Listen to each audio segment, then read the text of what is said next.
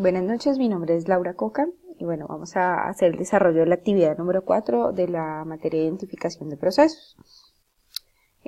Básicamente, bueno, lo que buscábamos en esta actividad teníamos 3 ejemplos básicos de diagramas de flujo y lo que teníamos que ver era hacer alguna corrección y realmente, bueno, pues justificar el porqué de esta corrección sobre los ejemplos dados. Inicialmente, bueno, para ponernos un poco en contexto, es importante hablar sobre lo que es un proceso, que básicamente es sobre lo que se trata la unidad. Los procesos son acciones que básicamente lo que buscan es satisfacer la necesidad de un cliente. También tienen como finalidad generar un producto o un servicio dentro de una empresa, por ejemplo. Y estos procesos tienen la posibilidad de ser representados mediante un diagrama de flujo. Las ventajas de estos diagramas de flujo es que nos muestran de manera gráfica y un poco más visual realmente cómo es todo el proceso durante el camino, los responsables, lo que se necesita, quién lo debe hacer, las materias primas que necesitamos, las personas que se ven intervenidas o que necesitan intervenir en estos procesos para realmente llegar al fin, que es el producto o el servicio que se le va a ofrecer al cliente.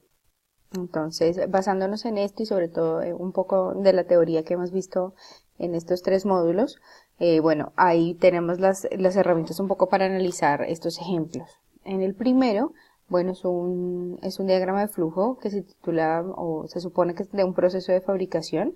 Realmente hace falta bastante información en el diagrama de flujo, ya que, bueno, a simple vista, simplemente no sabemos realmente de qué es el proceso de fabricación o qué producto o qué finalmente cuál es la salida. No hay un punto de inicio, no hay un punto de salida. Solamente aparecen como 4 partes del proceso que realmente no sabemos a dónde va. En mi ejemplo, bueno, supuse un proceso de fabricación de un radio. Inicialmente necesitamos hacer el diseño del producto, seguido de esto se reciben las partes y la materia prima, que obviamente van requeridos dentro del diseño del mismo. Hay una toma de decisiones para poder iniciar el proceso de fabricación, que es ver si se tienen las partes completas, si sí o si no. En el caso de que se tengan, se inicia el ensamblaje, se da el producto terminado y terminamos con el proceso. En caso de no tener las partes completas, se debe solicitar al departamento correspondiente las partes faltantes y nuevamente se inicia el ciclo de recepción de partes y la materia prima para llegar al producto terminado. Entonces, acá vemos que el proceso tiene un inicio, un fin, hay decisiones, se ven las partes involucradas y realmente la información está completa respecto al ejemplo 1.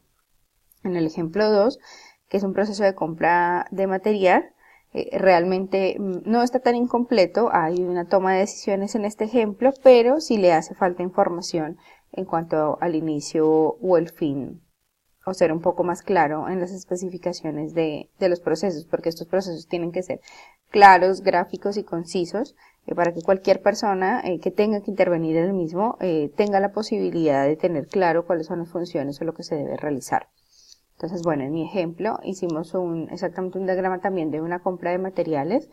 Entonces, se muestra que inicialmente se debe recibir la solicitud, revisarla, ver si esta solicitud cumple con los requisitos internos o las normativas que se tienen. En caso de que sí, se solicitan las cotizaciones a los proveedores, se analizan, se ve si cumplen con los presupuestos, se lleva una revisión. En caso de que se apruebe, ahí sí se genera una orden de compra. En caso de que no, bueno, se rechaza y nuevamente se deben buscar nuevos proveedores.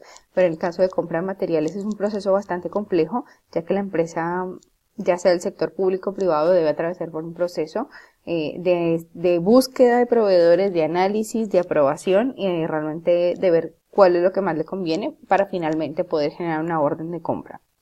En el ejemplo número 3 es un diagrama de flujo sobre un proceso de mantenimiento. Inicialmente y a simple vista el diagrama no está no está tan incompleto, pero sí realmente le falta como identificar cuál es el proceso como tal, cuál es su inicio, cuál es el fin, y quizás sí hay algunas variantes dentro del mismo. Entonces, en el ejemplo que yo di, hacemos un poco más completo este proceso de mantenimiento de equipos. Inicialmente siempre se debe diseñar el plan, para realizar el mantenimiento hay dos tipos que pueden ser preventivo o inesperado. En esta revisión, bueno, depende entonces ver si el equipo que estamos haciéndole mantenimiento tiene alguna avería, está dañado.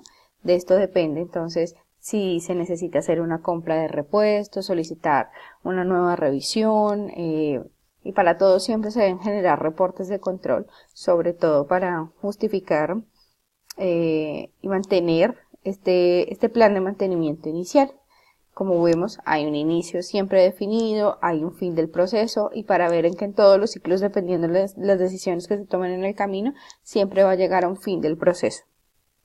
Entonces, esta parte es bastante importante, siempre saber que en estos diagramas de flujo es supremamente importante identificar el inicio del proceso, cómo podemos iniciar y que a través de todas las decisiones siempre se debe llegar a un fin del proceso o nuevamente a una toma de decisiones o a una restipulación del orden del mismo diagrama.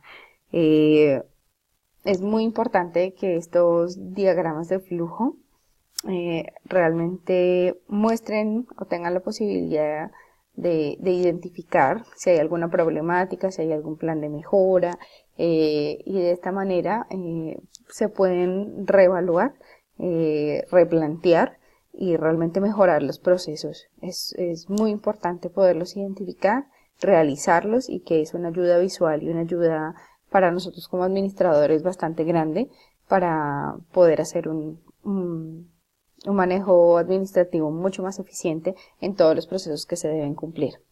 Muchísimas gracias y feliz noche.